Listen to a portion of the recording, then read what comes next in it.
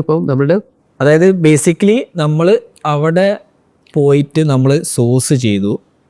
ഇപ്പം നിങ്ങൾ പറഞ്ഞത് നമുക്ക് കസ്റ്റംസ് ക്ലിയറൻസ് ആണ് പ്രശ്നം. അപ്പം ആലിബാബയെ നമുക്ക് എടുക്കാം, ആലിബാബയെ നമുക്ക് കണ്ടുപിടിക്കാം, അല്ലെങ്കിൽ ഇവു പറഞ്ഞ സ്ഥലത്ത് പോയിട്ട് സംഭവങ്ങൾ ചെയ്യാം. അതെ, ഇവുവിൻ്റെ തന്നെ ഒരു മാർക്കറ്റ് പ്ലേസ് ഉണ്ട്. ഇവുവിൽ എന്തൊക്കെ പ്രൊഡക്റ്റ് ഉണ്ട് എന്നുള്ളത് നമുക്ക് ഇവിടെ നിന്നിട്ട് ചെക്ക് ചെയ്യാൻ പറ്റും.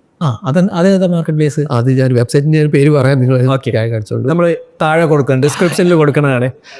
അതിൽ ഇവുവിൽ എന്തൊക്കെയുണ്ട് അവിടെ നിങ്ങൾക്ക് ആദ്യം വഴി നിങ്ങൾക്ക് സപ്ലൈസിന് കിട്ടും. അപ്പോൾ അവിടെ മെയിനായിട്ട് ട്രേഡേഴ്സ് ആയിരിക്കും ഉണ്ടാവുക, അതുപോലെ തന്നെ മാനുഫാക്ചേഴ്സ് ഉണ്ട്. അപ്പം നമുക്ക് വലിയ ക്വാണ്ടിറ്റി വേണമെന്നുണ്ടെങ്കിൽ മാത്രം നമ്മൾ മാനുഫാക്ചേഴ്സ് അല്ലെങ്കിൽ ഫാക്ടറി പോയാൽ മതി. അതല്ലെങ്കിൽ നമുക്ക് ഈ ട്രേഡേഴ്സിൻ്റെ അടുത്ത് പോയി കഴിഞ്ഞാൽ അവർ 100 പീസും 1000 പീസും ഒക്കെ തരും. ചിലപ്പോൾ ഈ കീച്ചനൊക്കെ ചിലപ്പോൾ മാനുഫാക്ചേഴ്സ് 10,000 പീസൊക്കെ ആയിരിക്കും പറയാം. നമുക്ക് അത്രയൊന്നും ആവശ്യം ഉണ്ടാവില്ല.